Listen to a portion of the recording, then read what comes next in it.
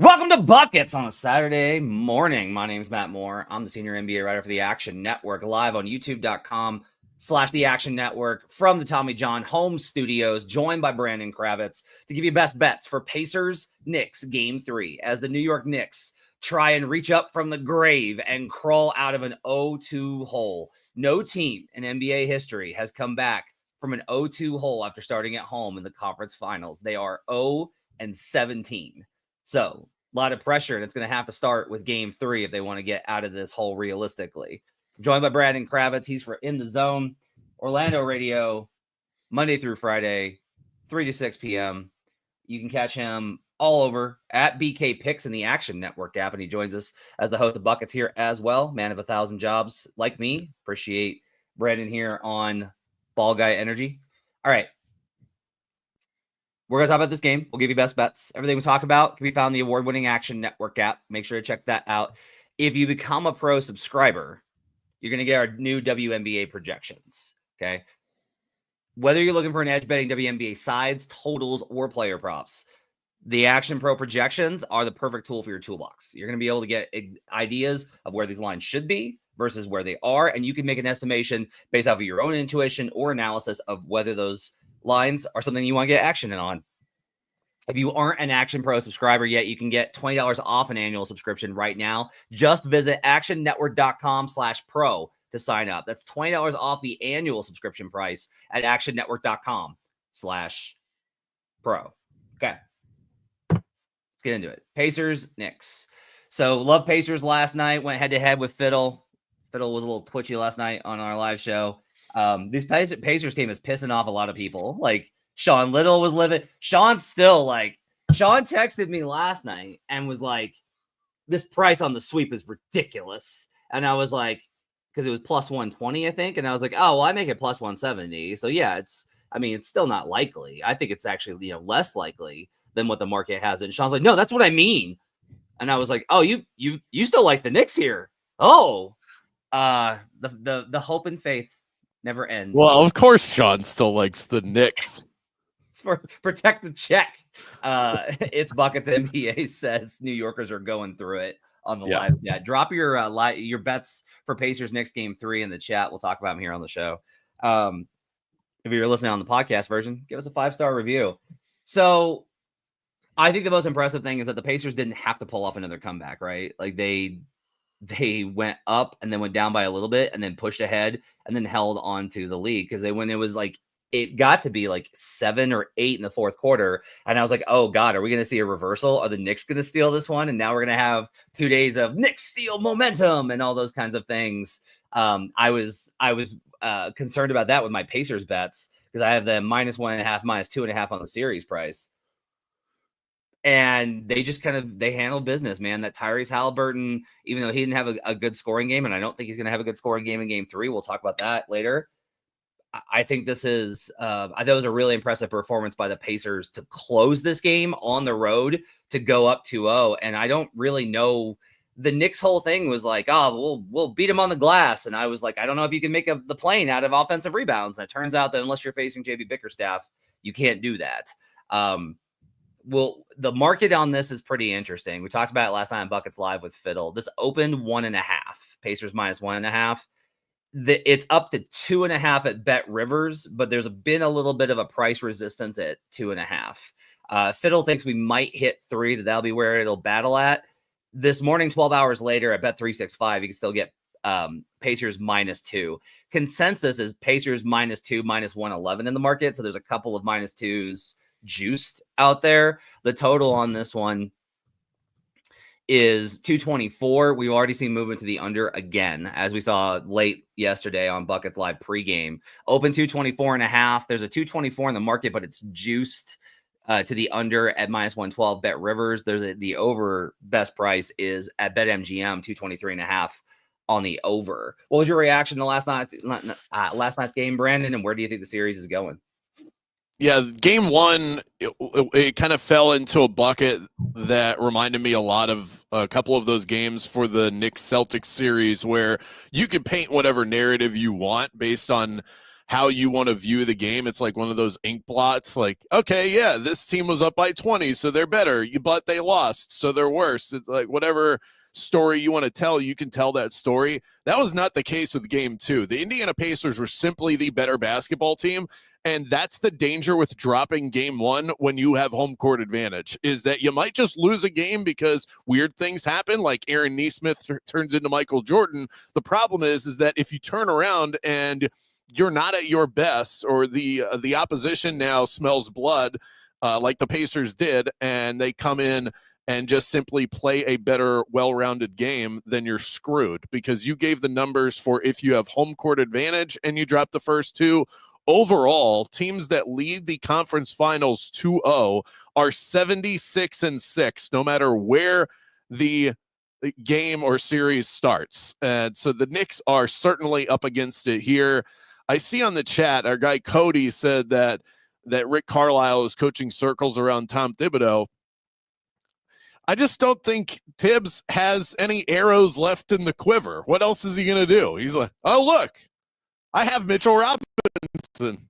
He's running out of options here, where that is the beauty of what they have built in Indiana, is that Rick Carlisle has an answer to every question.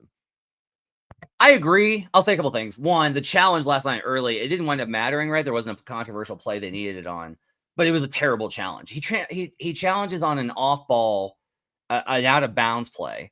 Rob Mahoney's talked about this on the Ringer, and I think it's really important. I follow the flow chart for whether a challenge is good or not.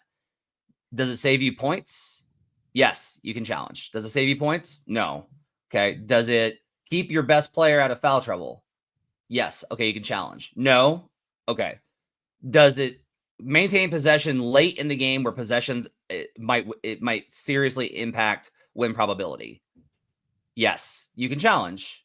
No, you should not challenge. Like, this is the flow. And then on top of it, he really, I think, thought that Mitchell Robinson was the secret weapon, that this was going to be like the difference maker for them.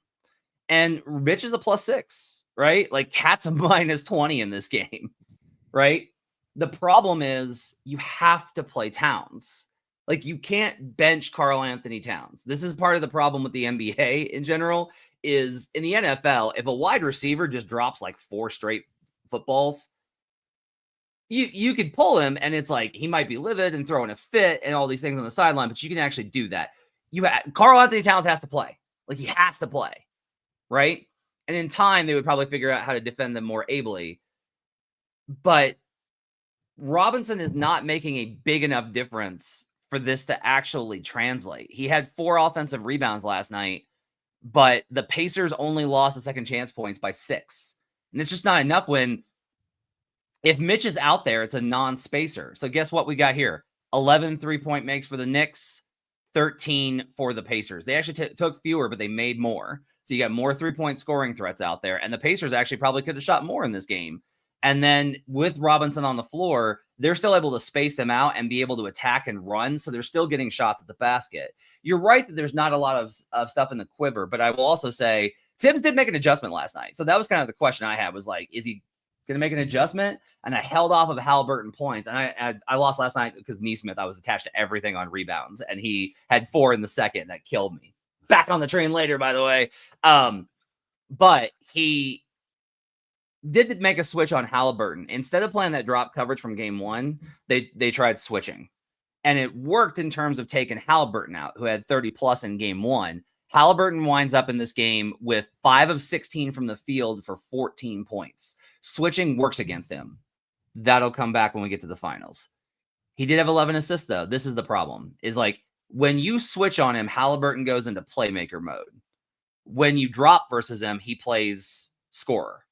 And so I don't know what this move is, because if you play more Mitch and less Cat, you're going to wind up, you can't switch with Robinson on Hallie. He had a great block on him in the second quarter. Phenomenal play by Mitch.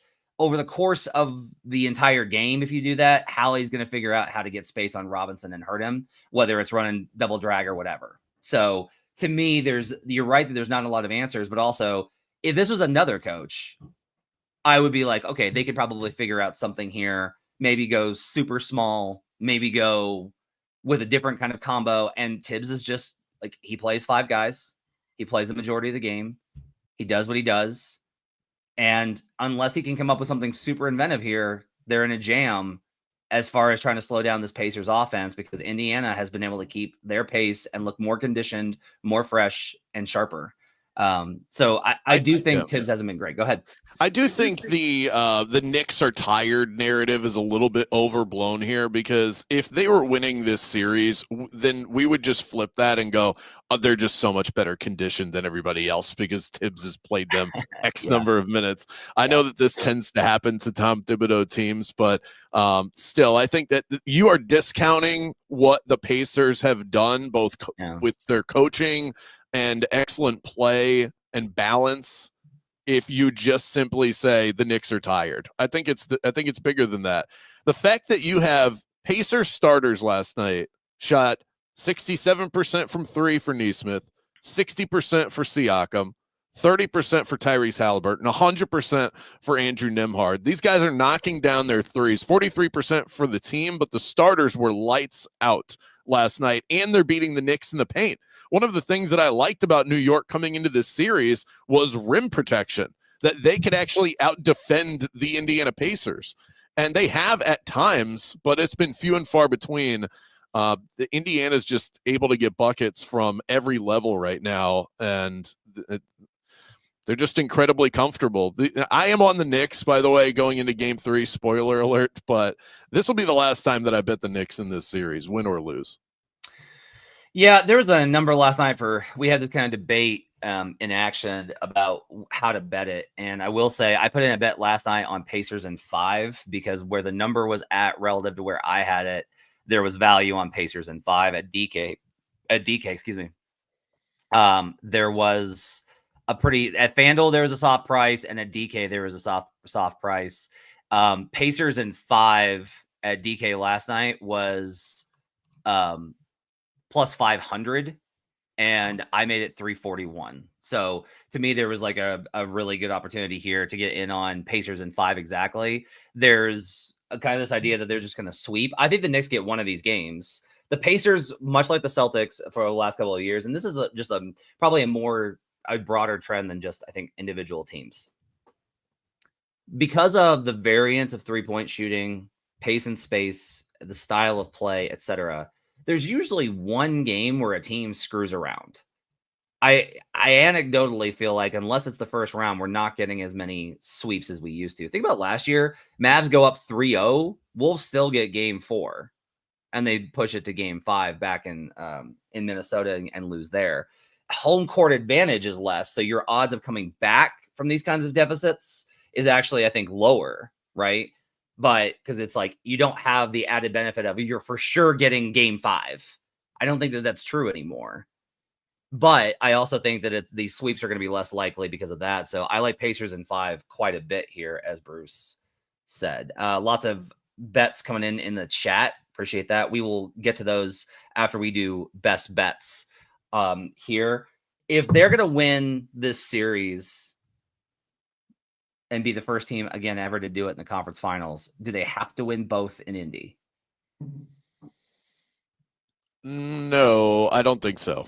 Yeah, I don't think they do, because you could see a scenario here where they take one of these games. Hopefully, for my betting card, it's game 3, and then you drop game 4, and it's kind of how I see it going. You drop game 4 against Indiana. They pick up their one home win there. You go back to MSG and finally delight the fans with a victory.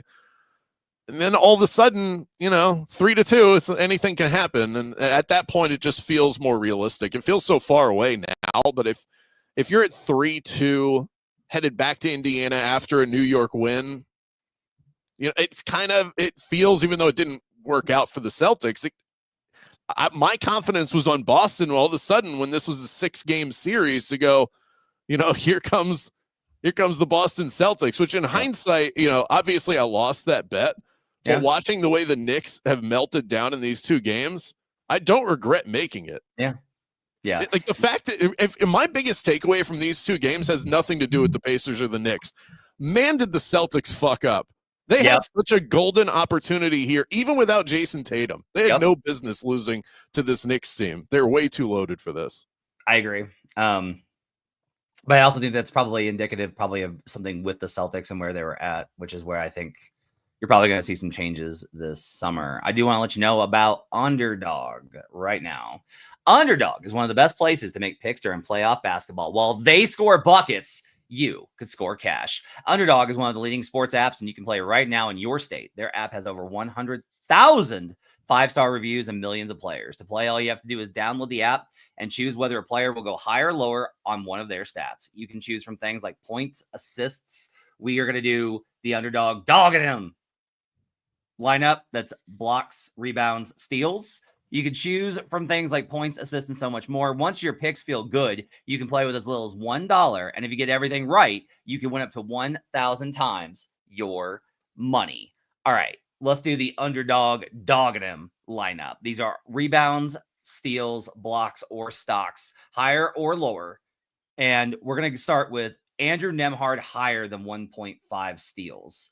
So at home in these playoffs, Nembhard has been terrific in being able to create those. He's been terrific in forcing steals with that crowd behind him. He's averaged 1.8 at home in these playoffs.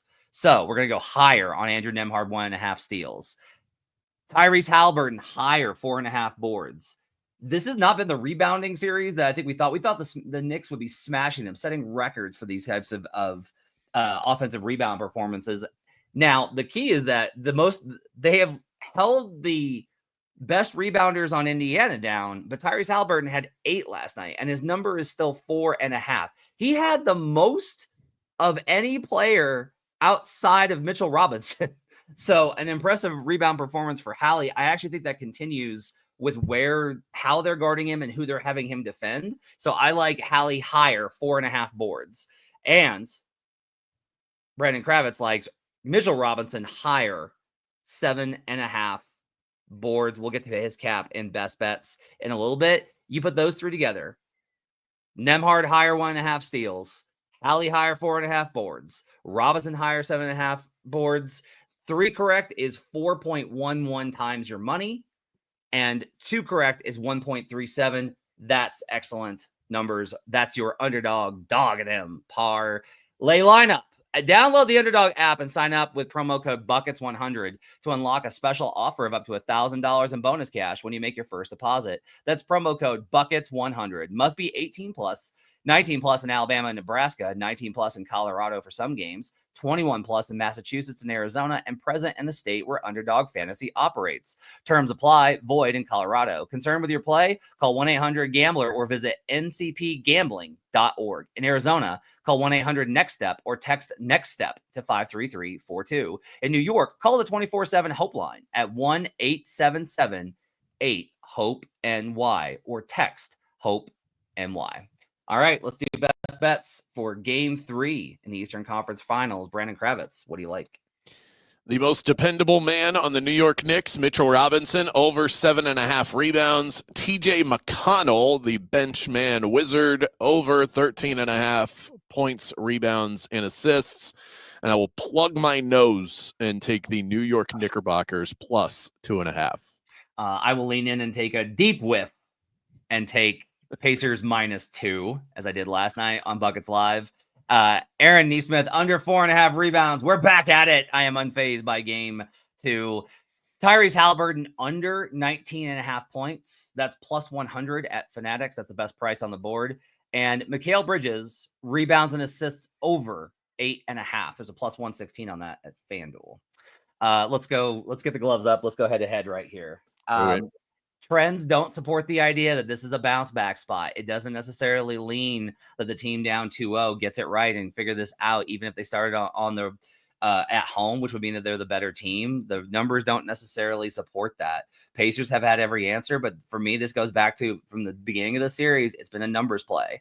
I make this Pacers -3.3. This is -2. I've got 1.3 in value. That's enough to get me on Indiana, who I think is substantially better than New York.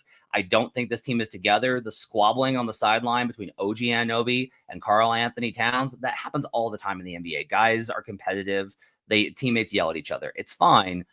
they're not on the same page and they don't really know. They're frustrated by this Pacers team, and I do not love teams that are frustrated on the road down 0-2. That's a bad spot to me. Knicks can absolutely win this game, but this is a continued extrapolation of a bad power rating for both teams. This should be Pacers by at least 3 on the possession line, if not 3.5. I'll take Pacers -2. Give me the case for the Knicks.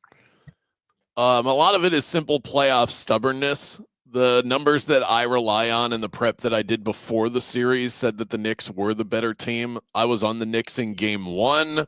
I'm on them to win the series.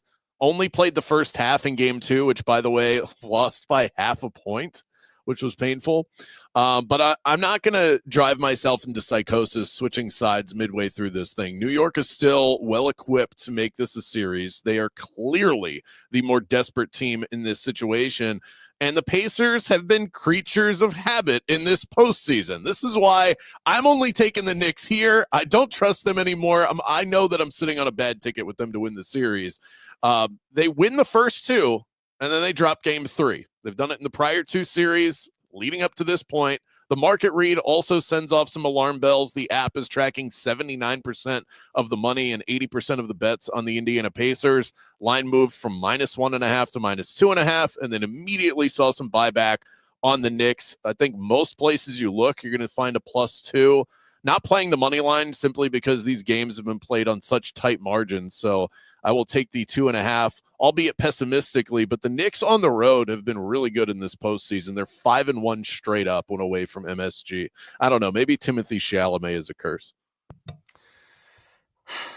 I just can't get there. I don't know what the Knicks do better except rebound. If it's like, are they better shooters? No, that's not true. Do they have a better offensive engine? So Jalen Brunson's awesome individually. Like I said this before the series, Brunson's a better individual player. Halliburton has a higher impact. Here's a number to put the fear of God into you, Brandon Gravitz. I already have it, so go ahead. With Jalen Brunson and Karl Anthony Towns, they're 2 best players on the floor in the series through 2 games. The Knicks have a 150 defensive rating. They're giving up 1.5 points per possession. That is ungodly. They can't defend with Brunson and Cat on the floor. They just can't do it. And again, the only way I could see you getting on Knicks is if Tom Thibodeau comes out and is like, we love Karl. We are tied in on Karl. This is not his series. So he's going to play less tomorrow. The odds of that happening are about 7 million to 1. Because he would never say it, even if he was going to do it, and he wouldn't do it because of politics. Like that's never going to happen. If you could stagger them, you would be in a better kind of spot. If you think that he does that, it's probably play Knicks second quarter. Brunson sits, Cat comes in, they're able to defend better and switch all, and they're able to get this done. But that they can't defend with those 2 on the court. I've been talking about it forever. By the way, on the total side, I didn't mention this. 92% of the tickets, 93% of the early money are on the over, and yet we're seeing this line move down. We're tracking sharp action on the under. So the under is going to be pros versus Joes on Sunday. Good. I need the under to hit. The Knicks are not winning this game if this goes over. So, Yeah. I like that. I like that fact there. The Knicks over the course of the playoffs have been the better defensive team. It is honestly a miracle when you break down those numbers. This is a bad matchup for them, obviously, which is a huge part of the reason. But it's not like they've been atrocious defensively throughout the playoffs. And they did go up against an offensive wagon in the Boston Celtics. I just have to believe that between the 2 anchors defensively, OG Anunoby and Mikal Bridges, that they can string together one game where they're able to shut down this Pacers team.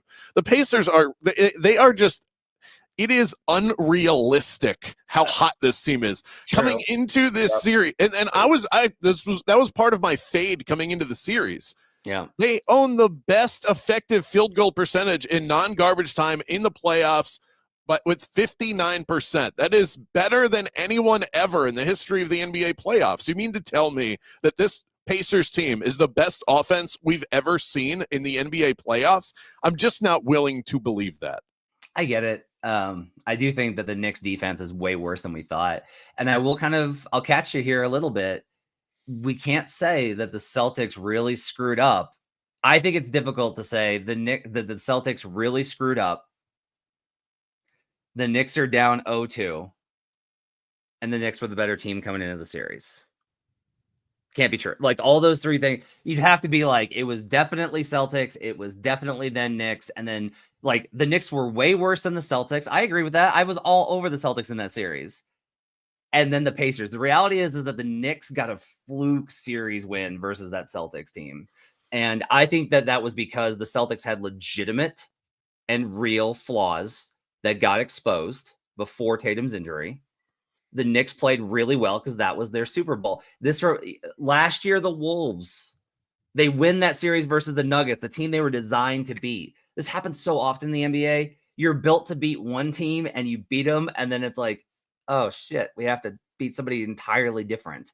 And that to me is like a lot of this. I think it's a really interesting dynamic. And that's why we obsess over the bracket, is for exactly this reason. And that I think the way that I view this now, sitting in the reality that we are currently in, I still think the Boston Celtics are a better team than the New York Knicks. I think what we collectively did not take into account is that the Knicks were a lot closer to the Boston Celtics than we gave them credit for. And the Celtics had a bad series against a team that was much closer to them than maybe we realized going in, and still being close to the Boston Celtics, to me, prior to the series starting, means you're better than the Indiana Pacers. Yeah. And clearly that is not the case. I think the Pacers they're on a torrid streak right now. This to me feels like NC State in the NCAA tournament from 2 years ago, where you're like,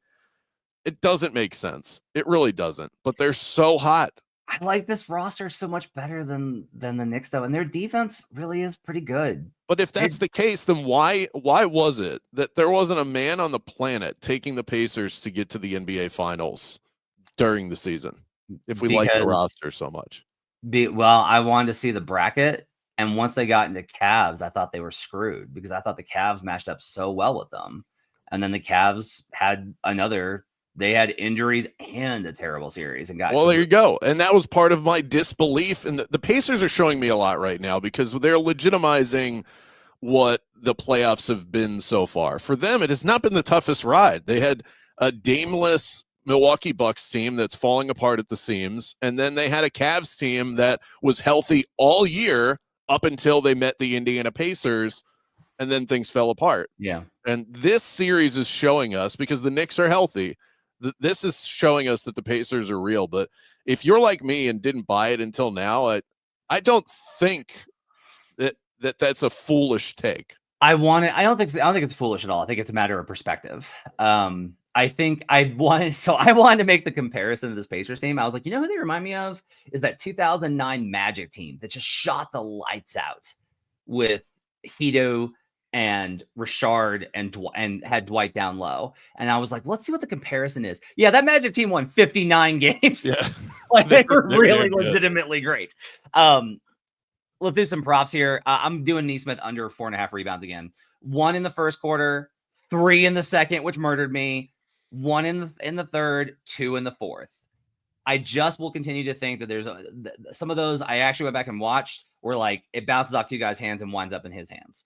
I still like this Nesmith under. I think he's going to play the majority of the minutes on Brunson. I think he's going to have to stay pretty much attached. If you watch on a lot of these possessions where he's on Brunson, and this is honestly the biggest credit I can give Nesmith, he does the thing that I wish all NBA high-level defenders would do.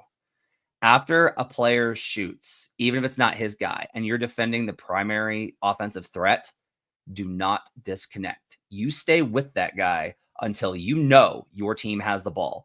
Offensive rebounds that kick out to open, high-quality superstar shooters are death. That's such a high-quality look. And Nesmith has actually front-faced him a couple of times and been like, you're not getting this if you guys get the offensive rebound. It's extremely good game plan discipline by Nesmith.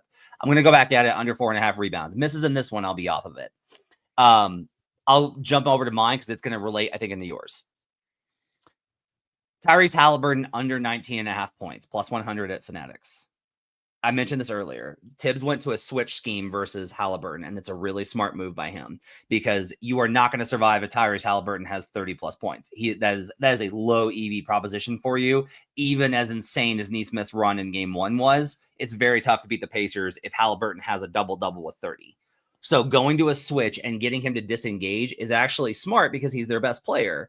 What he does is he goes into assist maker mode, and it's not always just driving against that switch and then kicking. Sometimes it's he gives the ball up, they initiate, they kick out to him, the closeout comes, and then he makes that extra pass as a secondary creator, much like Lonzo Ball when he was healthy. Hallie's ability to morph from being a primary on-ball three-point threat, like when he knocked down that cold in Jalen Brunson's eye three-pointer at the end of game 2, to also being a secondary playmaker is really impressive. And it's one of the things I like most about his game. I think it's very likely that he's going to have fewer attempts and a lower scoring efficiency again in game 3. I'm going to take the under 19.5 points on Tyrese Halliburton. And if Hallie's not going to score, someone else likely is, which takes us to Brandon Kravitz. What do you like for TJ McConnell? Yeah, I'm going across the board. Points, rebounds, and assists over 13.5. This dude's a machine. He gets less than 15 minutes a night right now. I still think we have a chance that kicks up in this series, and he's still able to produce across the board. His production has been such a key piece to what the Pacers want to do. Never take their foot off the gas pedal. Even when Hallie's off the floor, TJ McConnell's able to keep that pace going, and he's on a nice little heater right now. 4 of his last 5, he's gone past this with ease. And of course, it's not like the Knicks bench have anything to throw at him. So I like this trend to continue for TJ McConnell. Yeah, I think TJ's gotten more comfortable as the series has gone on, which I think is surprising. But I actually thought this was going to be a bad series for him, and he's impressed me with how he's gone. I wouldn't be surprised if this is a low number. I like this quite a bit. Talk to me about Mitchell Robinson and the over 7.5 boards. If I like the Knicks, then I've got to rely on their most reliable player, not named Jalen Brunson, and it's Mitchell Robinson. He has been just a staple of their ability to stay in these games or even get leads at times. 9 and 8 rebounds in the last 2. He's gone over this in 6 of his last 7 playoff games. It feels like if you're listening to these broadcasts, I think Stan Van Gundy wants to rip his headset off and start coaching Mitchell Robinson immediately. Come out of retirement just to have this guy on the floor. He plays so hard on every single possession. So if I'm going to trust any Knickerbocker with my money, it's going to be Mitchell Robinson. The Knicks have not been as dominant on the glass as we thought they would be, but they still have an edge, and Mitchell Robinson is the reason they have that edge. It hasn't turned into wins, but we just need the rebounds for this. Wouldn't go any higher than 7.5, though. I think that's a really good number, especially with it being priced at about minus 108. Okay. I agree on that one. I think Mitchell's been great. I don't know if there's anything the Pacers at this point have to kind of be like, yeah, we can live with that. Right. He was +6. He's dominated. We're fine. So I think that's going to be interesting to see here because Rick is a really smart coach, and Rick's one of the few coaches I would trust to do this, to be like, no, I'm not going to let you force me into an adjustment. I'm going to pre-adjust. And I don't know what those adjustments are, though. So that to me is kind of the question here is like, I don't know what adjustments you make because you can get all those offensive rebounds and they're not scoring efficiently enough to counteract how good the Pacers have been. I'm going to take Mikal Bridges rebounds assist over 8.5. There's a +116 at FanDuel. So I noticed that one, he's gone over on his rebounds and he missed the assist in game 2, but Kyle Murray, our DFS expert from Roto Grinders, had us on the assist in game 1. I still think that I haven't checked the potential assist for game 2. I still think there's a good chance for that to pick back up, but I'm going to add in the rebounds here and do rebounds assist over 8.5. If I like him for 4 assists and 4 boards gets us to 8, any variation there and I get over the 8.5 line to +116. So I'll take Mikal Bridges over 4 or 8.5 on rebounds. and assists. I do want to note, and this is a good one from David Martell, Neesmith has the second most rebound chances through 2 games for the Pacers. So that scares the hell out of me. I'm still going to play it because I've given it out and I still like the situation. If this misses, it'll be the last one I'm on. That was a good point from David Martell. We'll get to some of your best bets before we get out of here. David says, Josh Hart plus 200 to lead the series in rebounds. It's a good price to Cats minus 200. Don't hate that at all. We obviously like Josh Hart's ability to rebound. He's been bad in the series. He's struggled trying to find a way to make the impact we thought he would. But this is also a buy low chance. And as we always say, you're never going to be comfortable buying low. You got to get uncomfortable in order to buy low. Roger Long says he's sticking with the same predicted score as he did in game 2. Pacers 121 to minus 110. Bruce Slayton likes Edwards over 7.5 rebounds tonight. You've been listening to this after this is already game is probably over if you listen on the podcast. McDaniels over 1.5 3-pointers and Dort under 7.5 points. Slayton likes Nembhard over 11.5 points or over 1.5 threes. Turner over 14.5 points. We'll get back to him. And Halliburton under 20 points. So he's with me on Tyrese on that one. And Bruce also likes Josh Hart under 10.5 points. He has not been able to score in this series. Brandon, I thought he was going to be one of the more dominant players, just given the strength of the Knicks and the weaknesses of the Indiana Pacers. I think him not being a star for the Knicks in this series is part of the reason why they've struggled as much as they have. Yeah. We got parlay for you. Let's get to that here on Buckets. FanDuel. Hallie, I'm calling this one the Tibbs switch parlay. Hallie under 19.5 points. McConnell over 13.5 points, as we talked about. So let's imagine Hallie gets switched on, scores less. McConnell is better against those switches, attacks over 13.5. Mikal Bridges on the over 8.5 rebounds and assists. And then we're going to take Miles Turner on points. I want him on the points more than I want him on the threes. I'm going to play both. Turner has shot 67% from 3 in the Pacers home games in the playoffs. Pretty good. Turner 15 plus points. You put those together at FanDuel and it's plus 1034. Halliburton under points, McConnell over points, Turner over 15 plus, and Bridges over 8.5 rebounds and assists. That's our parlay. I also looked up, if you just want to do the Miles Turner parlay, over 14.5 points, over 1.5 made threes, you get it at even money. So I mean, obviously they're gonna add a little juice to that because of the correlation, but it's also heavily correlated. Excellent. That's Brandon Kravitz. You can find him at Brandon Kravitz on Twitter. You can check him out in the Action Network app at BK Picks. We'll be back pregame, 5:30 Eastern for Wolves-Thunder Game 3. We will talk about that game, give you best bets, and talk about the market with Michael Fiddle. After the game, Brandon Anderson will be along to probably, bury the Wolves again since he wore funeral black the last post-game show. So we'll see how this goes. Let's see if the Wolves can dig out of it. Enjoy your Saturday, guys. We'll see you later. Till next time, let's get buckets.